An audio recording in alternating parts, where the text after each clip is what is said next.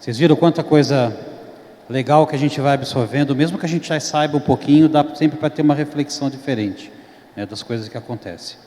Por que acontece, às vezes a gente já entendeu. O nosso exercício é como a gente conta essa história para as outras pessoas. Queria chamar agora aqui o Igor, né, Igor, que vem falar para a gente de lixamento. A gente falou bastante de lixamento já, mas tem mais, né? É com você, Igor. Bom, nós vamos falar um pouco agora sobre o lixamento. O lixamento, na realidade, é uma coisa muito importante na etapa da pintura, tá? Agora aí surge a grande pergunta: qual é a lixa que eu vou usar? Bom, eu não vou dizer isso para vocês. Quem vai dizer isso são vocês. Por quê? Vocês vão olhar a parede que vocês vão trabalhar, se é uma parede nova, se é uma parede velha, se é uma repintura completa, se teve ou não infiltração, reparos. Então, o importante é vocês usarem a lixa certa para a operação certa. Dentro da reparação imobiliária, são duas lixas que são mais usadas: a lixa massa, a vermelhinha que todo mundo conhece, e a lixa d'água. A lixa d'água mais utilizada na massa acrílica, tá? Com relação à granulometria, aí também é uma decisão do pintor, porque ele está olhando a superfície que ele vai lixar. Se é uma superfície que tem uma necessidade de uma remoção maior, tem que se usar uma lixa mais grossa, grão 60, grão 80, no caso da lixa massa, a vermelha. E se for usar a lixa d'água numa massa acrílica, usar o grão 80 e 100. Quando você for fazer um acabamento, aí se trabalha aí com lixa 180, 150 ou 220. Mas uma coisa é primordial: a lixa certa na superfície certa e do modo correto. Não adianta a gente pegar uma lixa, sair lixando de qualquer jeito, tá? Existe a forma correta que vocês sabem, vocês têm toda uma experiência, todo um know-how com relação a isso. Agora, uma coisa muito importante, já foi dito aqui, é na massa acrílica, usar lixa d'água, não usar a lixa vermelha. Por quê? São duas coisas muito importantes. Uma, que vocês vão ter muito mais produtividade utilizando a lixa d'água, por ser uma lixa mais resistente e própria para o lixamento da massa acrílica.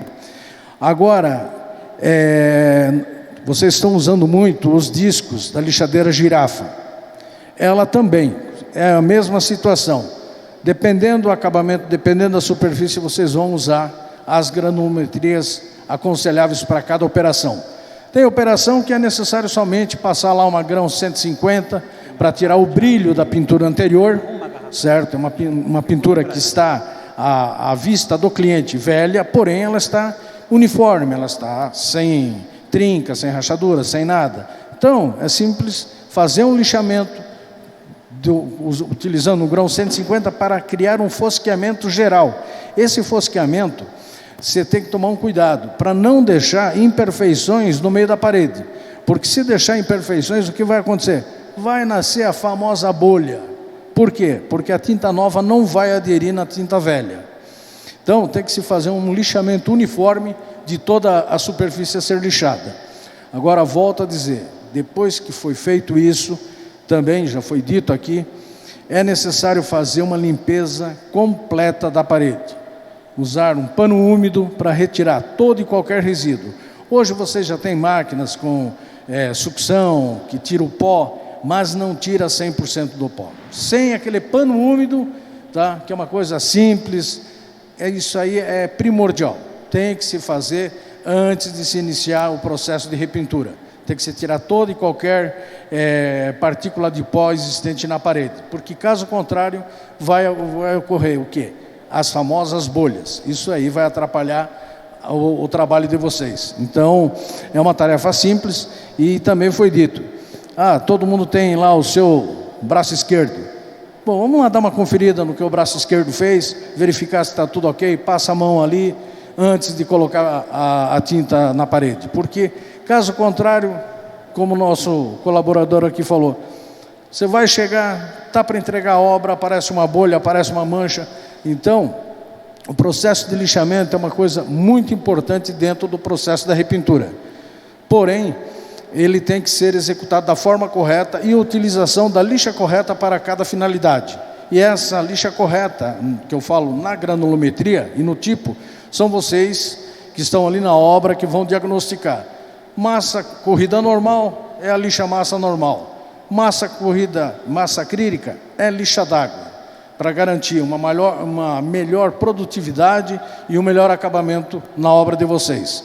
Com relação a lixas, eu tenho pouco a falar, mas ela é muito importante.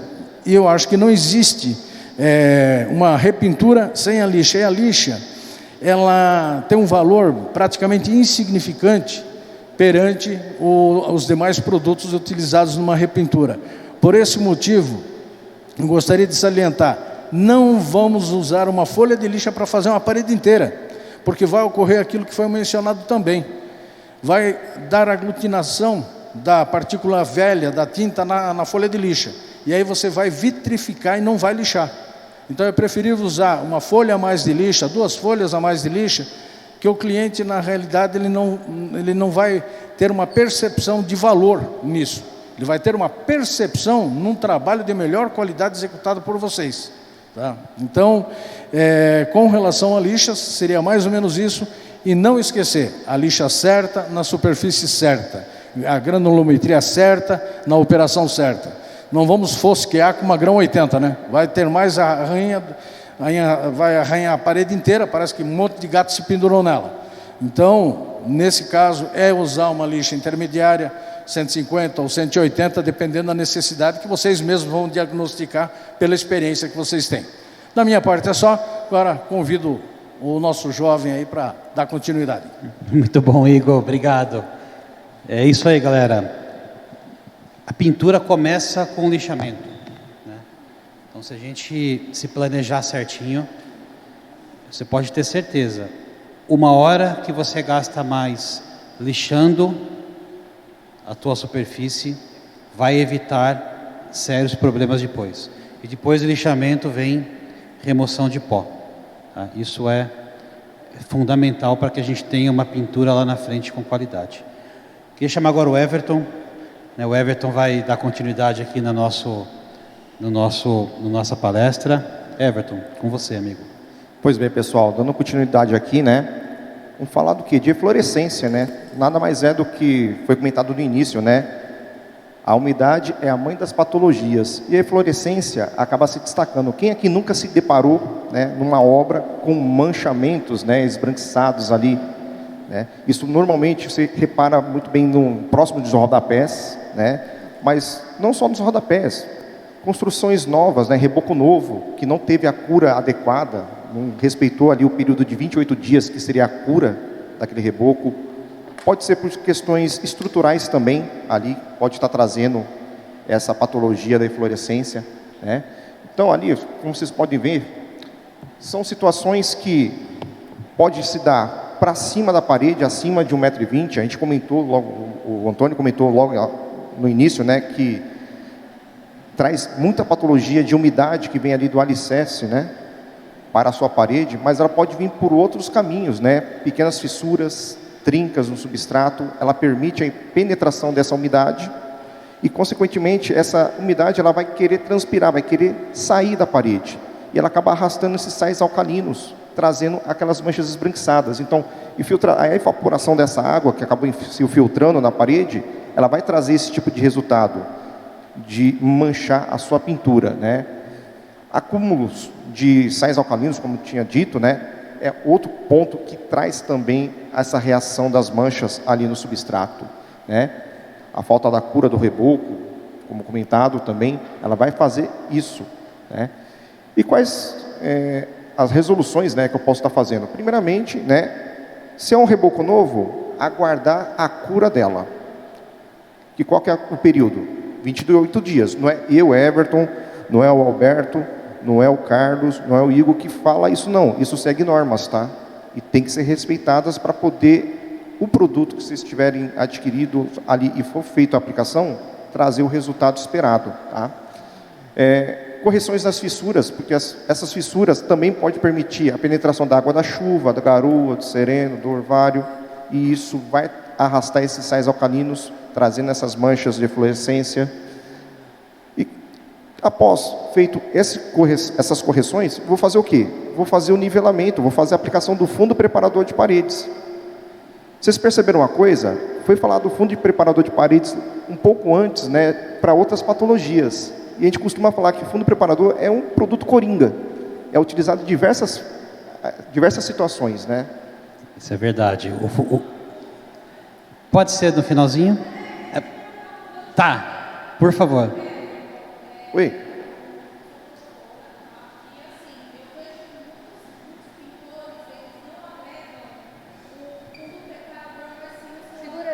Segura um pouquinho. Finalidade certa. Boa pergunta. Posso repetir? Pode, por favor. Que é assim, o que acontece? A gente que trabalha no ponto de venda, a gente pega muitos casos que pintores, eles não usam o fundo preparador para esses tipos de caso. Eles sempre vêm com selador acrílico. Ele poderia estar explicando a diferença de um e outro, para que serve cada produto, porque a gente entende que alguns produtos acabam ocasionando alguns problemas futuros, no caso do selador. Se ele poderia dar um ganchinho de aproveitando essa pegada do fundo preparador. Muito bom, Everton. Você vai responder, tá? Você sabe isso muito bem, mas voltando um passo no que você falou, que o fundo preparador, ele é um coringa, né? Para mim, o fundo preparador deveria ser o fundo número 1 de utilização na repintura, né? Porque ele serve para todas as situações. É claro que ele não é branco, como o selador, e você vai explicar já, Everton, mas ele é muito mais abrangente, né? Que muitas vezes o pintor, com um pouco menos de experiência, entende, é que o fundo preparador é só resina, né? Então ele é muito mais poderoso do que um selador acrílico, né? E aí, Everton, qual é a diferença do fundo e do selador acrílico? Muito bem. Boa sua pergunta, obrigado, tá? Bom, pessoal, há uma diferença muito grande, mas um cenário muito parecido, né? Como mesmo o Alberto falou, o fundo preparador de paredes, ele é um fundo rico em resina. A função dela seria aglutinar partículas. Portanto, numa situação de uma parede mais velha, que esteja calcinada, que esteja perdendo ali a qualidade da pintura, é necessário que faça a aplicação do fundo preparador para criar essa aglutinação. Diferente do selador acrílico. O selador acrílico é um produto rico em emulsão acrílica e a função dela é fechar a porosidade de paredes novas, rebocos que estejam no estado ainda cru, né? Após a sua cura de 28 dias, ela vai fechar a porosidade para depois vir com os outros recursos. Massa corrida ou acrílica para fazer o nivelamento, para depois entrar com a tinta de acabamento. Então, bem dizer, são produtos bem diferentes, utilizado em situações muito similares, né? A alvenaria nova, principalmente, é o selador acrílico, é exclusivo para essa função e o selador não se utiliza para nenhuma outra etapa, tá? E o que a gente pega no mercado vou fazer a repintura, eu vou utilizar o selador acrílico para poder porque já é branquinho, né? Exato. O consumidor imagina, né, que vai trazer um melhor recurso, um melhor benefício de cobertura depois, né? E na verdade ele só vai trazer um atraso realmente ali, com patologias de descascamento, levantamento de bolhas, que pode estar causando. Ficou claro? É assim, né? Hoje no mercado existe uma categoria de produto que todas as fábricas já têm, que é um selador impermeável, né? Então ele é um selador que ele pode ser aplicado em repintura, desde que não tenha partículas soltas, e ele consegue deixar a parede branca e selar, tá? Mas a parede tem que estar sem partes soltas, senão tem que aplicar o fundo preparador também. A nossa recomendação, enquanto fabricante de tinta, todos nós aqui da comissão, sempre na dúvida, fundo preparador, né? É igual, né? Na dúvida, a gente toma o quê? Né? Uma aspirina, né? Resolve quase tudo, né? Dorflex, resolve quase tudo. Fundo preparador é o cara que a gente não vai errar nunca.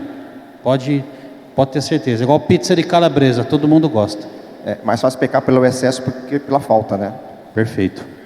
Ô Everton, posso só fechar o teu depoimento aí, dizer assim, então, conclusão da pergunta do nosso colega. À vontade, fundo Antônio. preparador é para tratar repintura. O selador acrílico é parede, primeira pintura. Isso aí. A grosso modo, essa é a resposta-chave. E aí você não erra nunca. Bacana, pessoal. Então, só dando continuidade aqui, fiz então a tratativa, fiz a aplicação do fundo preparador para poder reparar essa patologia da eflorescência. Vou entrar com as massas niveladoras, né? Massa corrida, vou aplicar onde? Ambientes internos, ambientes que não vão ter contato com água, né? Com umidade.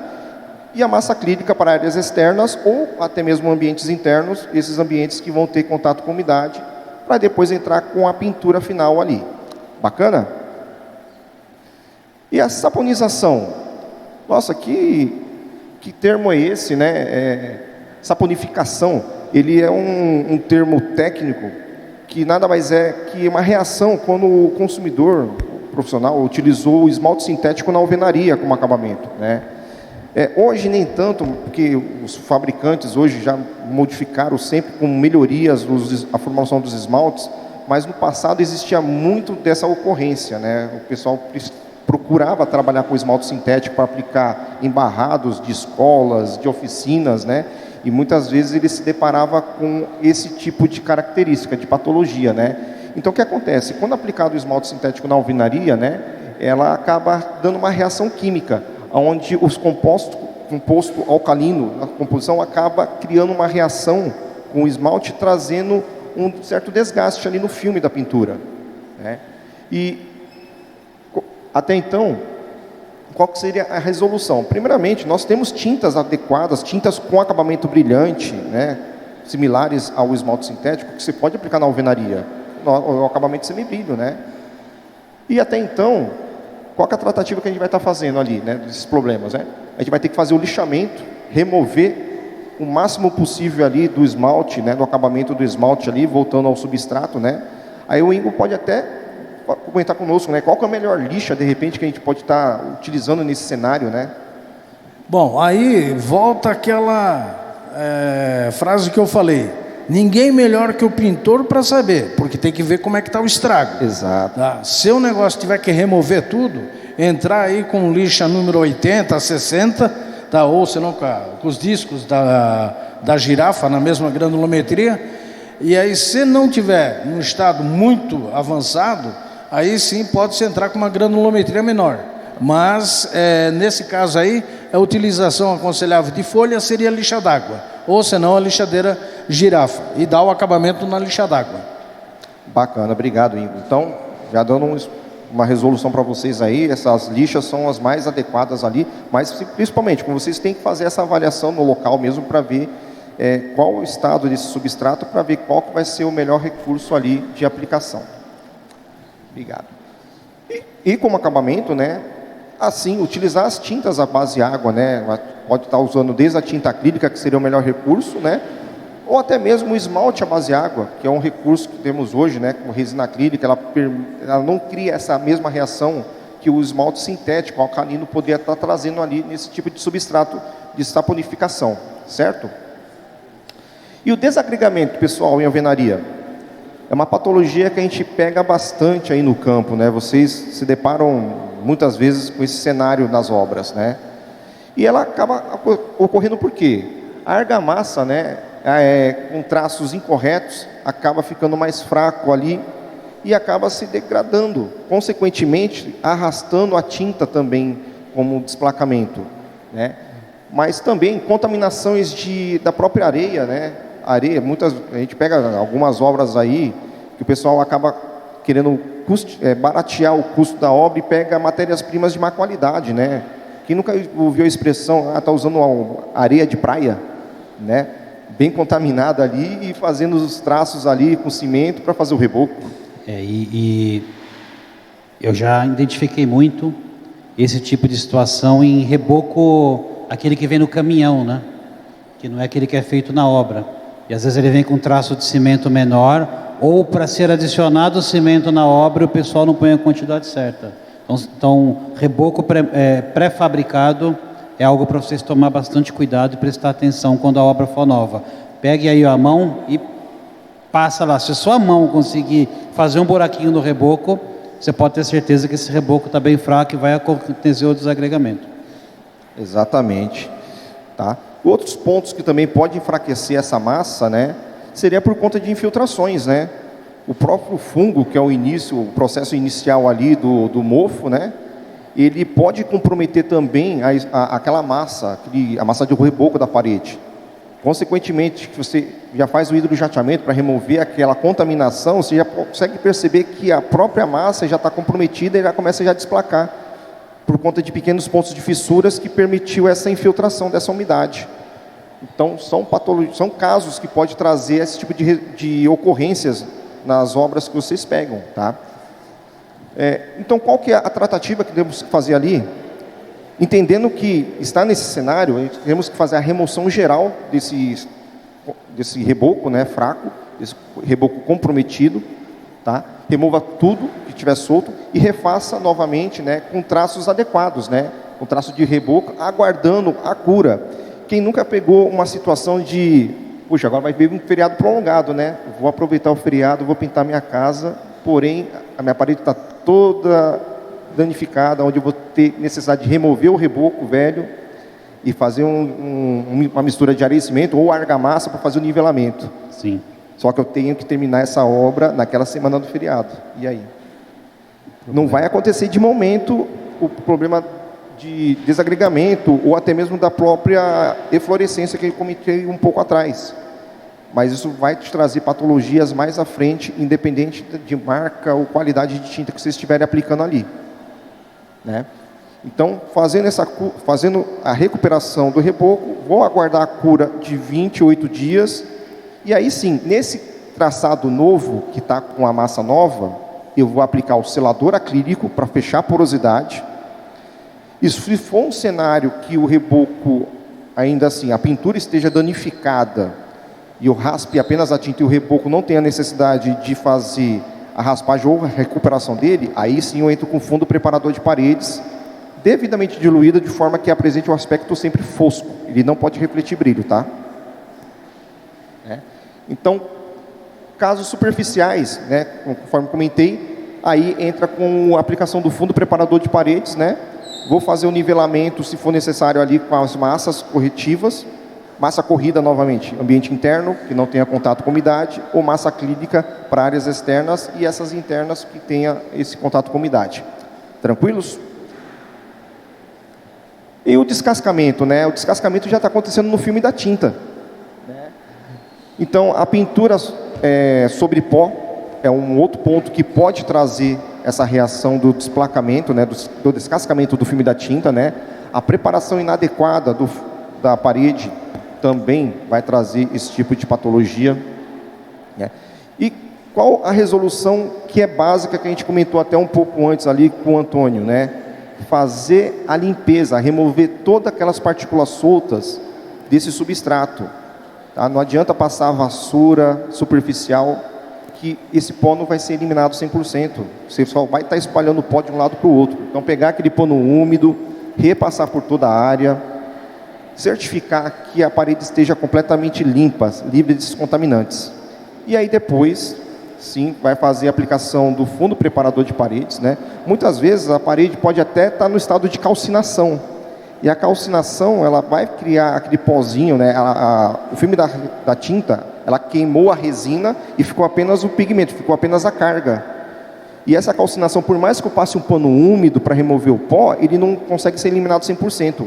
Entra-se aí, no caso, o fundo preparador de paredes para criar essa aglutinação. E depois vou fazer o nivelamento da massa acrílica de preferência, né? Que é uma massa muito mais resistente. Vou fazer o lixamento, limpeza novamente do atrito com esse lixamento, e aí sim eu vou entrar com a tinta de acabamento ali para finalizar a minha obra com o meu cliente, né? E descascamento por falta de lixamento, né? Tem muito disso também. Puxa, a parede está perfeita, né? O cliente só quer renovar a sua pintura, dar uma outra tonalidade. Se está desse jeito, vou aplicar tinta direto, né? Muitas vezes o consumidor acaba imaginando isso. Não, você vai cobrar para poder fazer o lixamento? Não, faz mais barato para mim a obra aí e faz apenas a aplicação da tinta. Não tem nenhum problema de patologia aqui que eu estou enxergando. Mas isso vai causar sim um problema futuro, e depois o consumidor vai entender que foi um problema da tinta, foi um problema de falta de preparação por conta do profissional, né? Então, é muito importante seguir os passos básicos de preparação, né? Que vai entrar como um lixamento rigoroso por toda a área. Vou fazer novamente a limpeza, com pano úmido, de preferência ali, lavar o pano quantas vezes for necessário para eliminar toda aquela contaminação. E aí sim, depois eu vou estar apto para fazer o lixamento, para fosquear toda a área, vou fazer a limpeza para eliminar o pó e fazer sim a aplicação da tinta adequada de acordo com o que o meu cliente ali escolheu, né? A tonalidade, acabamento e cores. E microfissuras, fissuras, trincas, até chegar à rachadura, né? Que são evoluções ali no substrato. Então, fissuras, pessoal, normalmente ela se dá de 0,05 milímetros de espessura. Então, é uma coisa mínima, é como se fosse um fio de cabelo na parede. Quando se deparamos com esse tipo de cenário, temos que também executar uma preparação, né? Ou direcionar o meu cliente a trabalhar com um produto mais adequado que atenda aquela necessidade. Seria um produto elastomérico, uma tinta emborrachada, né? A trinca já é uma evolução que aconteceu após a trinca, a fissura, né? Ela já se dá por 0,5 milímetros. Ou quer dizer, ainda tem recuperação e existem produtos adequados para ser indicado para o meu cliente, né? Agora, quando já entra no estado de rachadura, a rachadura já é o extremo, né? Já poderia ter sido tratada anteriormente, porém não foi. Então, a evolução que teve na parede foi criar essa rachadura, podendo até visualizar o outro lado da parede, né? Ali, infelizmente, nenhum procedimento de fabricante de tinta vai trazer uma resolução para o meu cliente. Infelizmente, não. Ali vai ter que entrar com recuperação, vai ter que entrar com um pedreiro mesmo, né? Ou profissionais da área da construção civil para fazer esse tipo de recuperação para depois sanar o problema e entrar com o procedimento de tintas. E as tintas, né? Você tem 2 passos a ser executados. Você pode estar tanto usando na alvenaria da fissura, fazer uma hidratação e retração dos materiais ali, né? Ela vai estar tendo essa retração e vai te denunciar ali, vai te refletir como se fosse pontos de fissuras. Então é uma reação por conta desses traços, desses minerais ali, né? E qual a primeira opção que você vai ter para poder recuperar ela? Fazer, sim, a aplicação de uma penícula emborrachada para poder criar uma camada dando proteção. Essa camada emborrachada, ela tem a qualidade de acompanhar aquelas pequenas fissuras, evitando que ela mapeie para a tinta de acabamento, trazendo melhor qualidade e durabilidade a essa pintura que você está executando para o seu cliente, né? E a outra opção, né, seria a tinta mesmo, já que tem essa função emborrachada, que vai fazer a função de fundo e acabamento num cenário como esse, né? Mas se trabalhar com os 2 cenários, um fundo emborrachado e mais uma tinta também com a característica emborrachada, elastomérica, o seu sistema de pintura vai ficar muito mais protegido e com muito mais qualidade, entregando para o seu cliente. O Everton, aí tem uma coisa que eu queria trazer aqui para o Antônio. Antônio, muitas vezes a gente percebe que existem alguns produtos no mercado para tratamento de trincas que às vezes não é compatível com a pintura, né? Você tem algum comentário sobre isso? Tem algumas situações aí que o pessoal passa alguns produtos, né? Que pelo processo de formulação, composição química, tem características que não têm uma aderência na pintura final. Então, são alguns plastificantes, alguns... eu vou usar algumas... dá um nome que fugiu da minha cabeça agora. Parafina? É tipo de uma parafina. Parafina, Parceira. isso, esse é o nome que eu ia buscar, desculpa. Parafina. Que isso vai tornar uma repelência à pintura. Ele não vai agregar. E aí o que é uma oleína? Esse é o nome que eu estava buscando lá atrás, que é derivado da parafina. Que é onde você às vezes faz um tratamento, e normalmente quando você tem uma fissura ou trinca, que você vai fazer o corativo na parede, né? Usar a tela, fazer todo o tratamento, e depende de algum material não normatizado, não qualificado, ele vai fazer com que, quando você usa a pintura final, que normalmente vocês vão buscar uma tinta elastomérica, né, as chamadas tintas emborrachadas, que são ativas, estão continuamente trabalhando com a parede, movimentando junto para não romper o filme. Essa oleína que vai migrar desse material lá atrás utilizado, ela vai migrar na pintura e ela vai formar aquela mancha parecendo um óleo, que você joga água, bate ali, ela não gruda, mas a mancha está por detrás, comprometendo todo o processo. Ah, mas usei o tratamento, eu fechei, abri a trinca, usei lixa, fiz tudo que vocês mandaram, que está ali, eu li a literatura, mas os produtos são incompatíveis. Muitas empresas hoje têm um sistema todo completo. Ou se não tem, procurem sempre na compra dos materiais de reparo, de restauro, marcas sólidas, marcas com tecnologia, com qualidade. Aí é mais caro. Por que será que é mais caro? Porque tem mais material com qualidade, que não vai ter incompatibilidade com as tintas de acabamento. Exato, né? Isso é um problema sério. Foi o que o Antônio disse. Você fez o processo correto, mas aquele produto que foi usado para vedar a trinca, ele não é compatível com o sistema de pintura, né? E a gente tem hoje uma invasão de produtos fabricados em outros países que vêm para cá, né? Chinês e tudo mais, e às vezes não dá certo. Então, certifique que aquele produto que você está recomendando para tampar a trinca seja compatível com pintura no quesito de aderência e manchamento. Muito bom. Isso mesmo, pessoal. Então, é muito importante esse passo aí para ter a integridade do seu trabalho e do produto aplicado ali para o seu cliente, né? Então, só complementando aqui, normalmente quando você tem um ponto de fissuras, né, de trinca, perdão, você tem que fazer o quê? Aquele trabalho minucioso que é fazer a abertura da trinca com uma ferramenta abre-trinca. A gente vê alguns cenários que o pessoal prefere estar usando a maquita, né, faz aquele corte mais quadrado para poder fazer o preenchimento de uma cela trinca. E é uma situação que a gente não indica, porque quando você faz a abertura num posicionamento quadrado, você não, na hora de aplicação do cela trinca, você não consegue ter um preenchimento 100%. E com a abertura abre-trinca, você abre um posicionamento em V. Quando você vai impulsionar a massa, ali você já consegue ter uma melhor alocação, fazer um melhor preenchimento. E, consequentemente, essa trinca, ela vai ficar trabalhando e ela vai acompanhar essa dilatação da parede, trazendo a qualidade ali do seu trabalho e com o acabamento da tinta final. A abertura em V é importantíssimo, né? Por que a gente abre em V? Você sabe? Não, sabe? Por que a gente abre em V? Para preencher, para ter um melhor preenchimento. Isso, boa. Vou contar um negócio para vocês que eu aprendi com uma pessoa muito legal. A abertura em V, ela tem dois princípios. O primeiro é o preenchimento. O segundo chama tração. Porque quando você está com a tua trinca aqui, você abre em V, você traz ela para cá. Quando ela movimentar aqui, ela vai precisar movimentar tudo isso aqui, ó. Então é aí que você tem a garantia que a tua trinca não volta.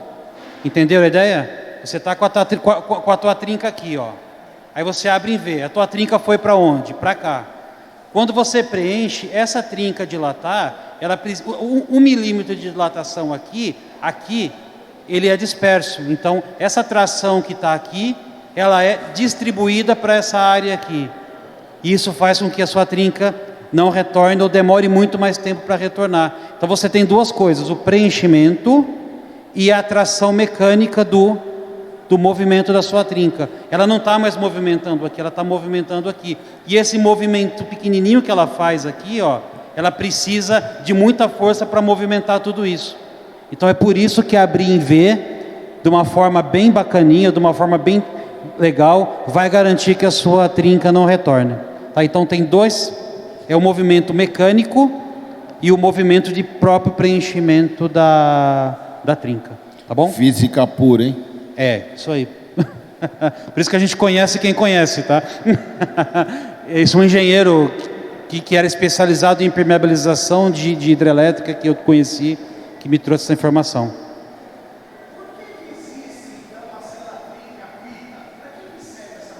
Boa pergunta. Vamos lá, ó. A gente responde agora ou responde na hora das perguntas? Podemos anotar na hora das respostas? Segura aí. Pode ser depois, né? Segura que a tua pergunta é boa, tá? Vamos finalizar aqui e assim que terminar, a primeira pergunta vai ser a sua. Fechado? Fechado. Então vamos lá, já anotei aqui, ó. Já está gravado. Vamos embora. Então, um complemento aí que a gente estava falando, da abertura em V, né? Para poder fazer o preenchimento da célula trinca. Ainda assim, em muitos casos, é necessário fazer ainda aquela correção com uma tela de poliéster, né? Para fitar ela e, consequentemente, trazer um produto elastomérico por cima e, consequentemente, a massa para fazer o nivelamento dessa correção. Até então, produtos de boa qualidade, conforme a gente comentou ali, o Antônio frisou muito bem, existem alguns produtos que, nessa recuperação que está fazendo na trinca, se não for tão boa qualidade, ela pode migrar aquelas manchas enegrecidas ali, por conta da composição de alguns produtos. Mas desde que os produtos de boa qualidade, o seu problema vai estar sanado, você só vai fazer a recuperação ali, fazendo ainda a aplicação da tela de poliéster, fazer o nivelamento com a massa acrílica e depois entrar com a tinta de acabamento, né? Depois da área devidamente diluída, lixada e limpa corretamente. Certo? E manchas, pessoal? Esse tipo de situação de manchas, eu acho que vocês também se deparam muito, né, nas obras. Manchas, ela pode se dar por diversos fatores, né? A parede pintada pode ficar cheia de faixas, né, por conta de marca de rolo. Isso pode acontecer por tanto uma diluição inadequada, pode ser de repente uma parede que receba o sol do dia todo, a parede fica quente. A primeira coisa que o consumidor acaba imaginando, pô, se a parede está quente, a tinta é a base de água, ela vai favorecer que ela seque mais rápido. Em tese, sim, mas você perde o time de fazer o alastramento adequado na parede, podendo ela trazer essa secagem mais rápida e trazendo essas marcas no substrato, né? E no drywall, uma situação também muito parecida, né? No drywall você tem a placa, já saída da empresa ali, né? E você vai fazer as emendas e onde você vai fazer a aplicação também de uma massa para fazer o nivelamento ali, né? E nesse ponto, muitas vezes a porosidade dela está mais aberta. E quando você vai fazer o alastramento da tinta, esse ponto acaba absorvendo, né? No popular, chupando mais produto. E com isso trazendo, de repente, essas marcas ali, essa mancha no substrato, né? Isso ocorre por causa de diferença de absorção, realmente, né? Então, como vocês podem ver aqui, né, tem essas marcas justamente da junta das placas ali, e ali é necessário que a gente faça uma queima, né, um procedimento de queimar a superfície. Pô, vamos meter fogo, queimar? Não. Nada mais é do que aplicar a própria tinta, né, nesses pontos isolados, para ter um isolamento inicial ali, para depois, quando você for alastrar a tinta de forma geral, ela tenha uma absorção por igual, evitando que ela traga esse tipo de manchamento no seu substrato, tá? Então, a superfície pintada, muitas vezes você vai fazer a aplicação no caso de gesso, né? Você vai fazer a aplicação de massa, de fundo preparador de paredes, que é um fundo aglutinante, que o gesso ali, por mais que ele está compacto, está firme, fica resquício de poeira ainda. E por mais que eu passe pano para eliminar esse pó no gesso, ele não é removido 100%. Então, eu sou obrigado ali a fazer o quê?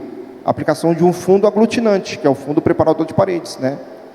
E depois, um detalhe, né? O fundo preparador, ele tem que ser feita a aplicação de forma que apresente um aspecto sempre fosco. Ele não pode refletir brilho. Caso ele venha a refletir brilho, né? A gente pede para fazer um pequeno ponto de área ali, faça uma diluição que ela pode variar de 10% a 100%, dependendo do fabricante, e faça esse teste inicial para ver se vai refletir brilho ou se vai ficar opaco. Se você perceber que naquele determinado ponto de diluição ele ainda ficou com brilho, você vai aumentando a diluição até que nesse teste ele fique completamente fosco. Ficando fosco, opa, está apto para ser aplicado por toda a área e vou ter a certeza que ele vai aglutinar.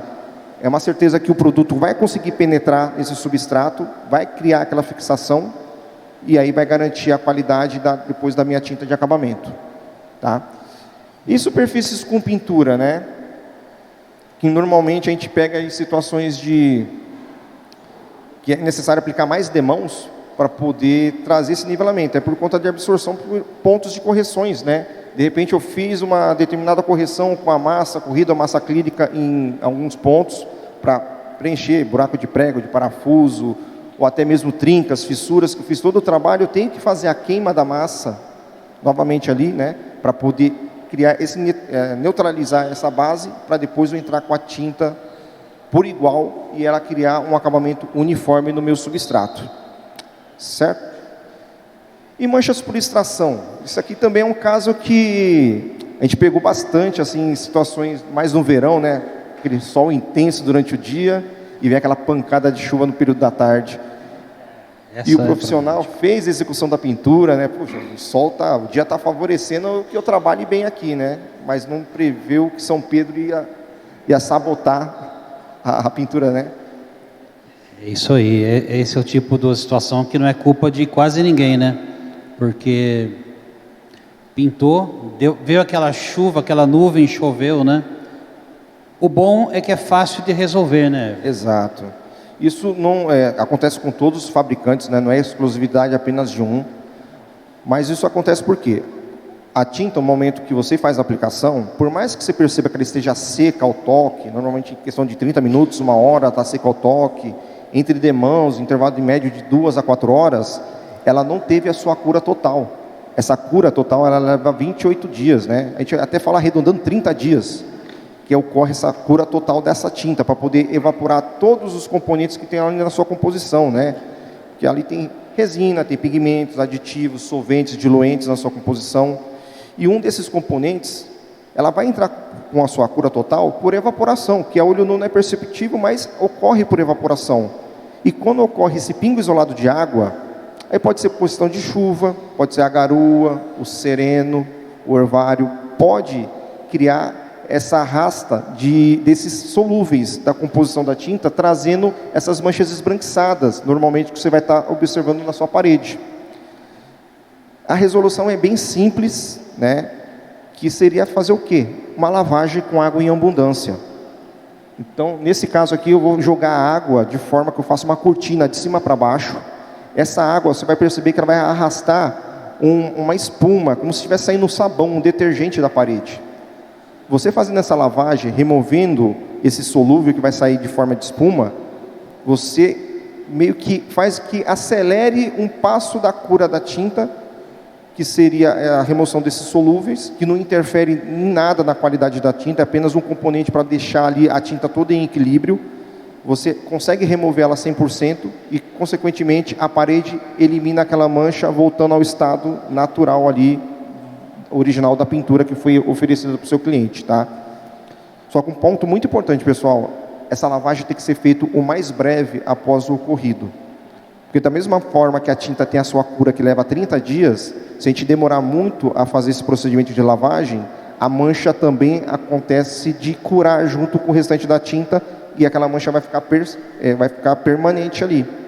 Ao ponto que a resolução que temos que tomar, depois, acontecendo isso, seria a repintura novamente dessa área.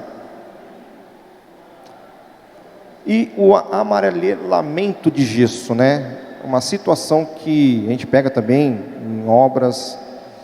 Isso acontece muito porque normalmente os forros de gesso, né, ele recebe ali um óleo desmoldante para poder sair daquela forma, né? É como se estivesse fazendo um bolo. Normalmente, acredito que todos já tenham visto, né, como faz o bolo lá. Além da massa feita, né, normalmente você unta a forma, que é passar manteiga ou passar óleo, passar farinha para o bolo não grudar na forma. Na fabricação do gesso, da placa de gesso, é muito parecido. Então ele usa um óleo desmoldante para poder aplicar o gesso e o gesso não grudar na placa. Automaticamente, esse óleo, o gesso acaba chupando, né, migra para o acabamento, mas existe alguns fabricantes de gesso que usam óleos de má qualidade, né? Acaba utilizando até óleo de cozinha, que é aquele óleo mais amarelado, óleo de carro, até mesmo o tanino, né, que é um óleo vegetal, ele acaba migrando para o gesso. E quando você faz a instalação do gesso, até então o gesseiro fez a instalação do gesso, chamou vocês, profissionais de pintura, para poder realizar ali a aplicação. Automaticamente você fez a aplicação da sua pintura, e o que acontece com o passar do tempo?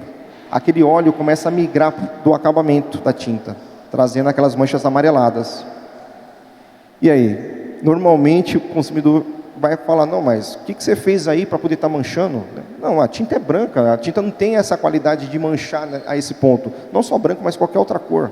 Ela não tem essa qualidade de manchar. Na verdade, esse óleo desmontante está migrando para o acabamento da tinta, trazendo essa situação. E o que eu posso fazer como resolução, sabendo já do cenário dele? Primeiramente, eu vou fazer todo aquele procedimento de lixamento, de limpeza, posteriormente, e vou fazer a aplicação de um fundo branco à base de solvente. Porque ela tem uma formulação alquídica e ela acaba criando um isolamento desse substrato. Automaticamente que eu isolei ele, eu consigo depois fazer a aplicação de uma tinta de acabamento. Então, o fundo branco à base de solvente ou esmalte sintético fosco é uma das resoluções que podemos indicar ali para o nosso cliente para criar o isolamento desse substrato e, consequentemente, fazer a aplicação da tinta de acabamento. Tá? O importante, pessoal, tem que ser base solvente. Existem fundos à base água, mas eles não têm a mesma eficiência para poder criar esse isolamento. Não é mesmo, Alberto? É exato, né, Toninho? Aqui, nesse caso, né, como que se faz a separação, né, do que é água com solvente, né? Você vai fazer o bloqueio, né? Porque quando você tem o contato com os mesmos sistemas de pintura, eles vão interagir e o problema vai estar migrando. O que está acontecendo ali? Existe já uma concentração desse desmoldante retido lá nos poros da superfície, e quando você coloca a tinta, é como você usasse a lei da física. 2 corpos não ocupam o mesmo lugar. Quando você joga um para dentro, vai empurrar o outro para fora. Se eu fizer um isolamento posterior com o mesmo produto, com as mesmas características, vai dar o mesmo problema. Só vai ter inverter no sistema. Então, você tem que fazer o quê? É um bloqueio, isolamento. O novo sistema não vai ter mais contato com o que está lá pré-existente. Então, eu vou isolar aquilo para dentro, para a nova pintura ter um comportamento uniforme e estável. O Everton, tem um detalhe também. Existe uma forma da gente identificar, olhando na placa de gesso, antes de pintar, se ela vai amarelar ou não? Existe algum indício ali que você pode dividir com o pessoal? Bati o olho na placa de gesso, aqui vai amarelar, já vou fazer a preparação direto. Sim, muito importante fazer essa avaliação, até mesmo para você repassar até o seu orçamento para o nosso cliente, né? Então, tem alguns indícios, sim, que ela pode estar normalmente criando pontos isolados, pequenos pontos inicialmente. Pode ter, de repente, uma infiltração antiga que foi sanada até então e foi feitas as correções. Só que quando houve essa infiltração no passado, por mais que já tenha aguardado alguns dias, ela ficou essa umidade contida ali no gesso. E ela então está tentando transpirar e vai estar trazendo esse arraste dessas manchas amareladas.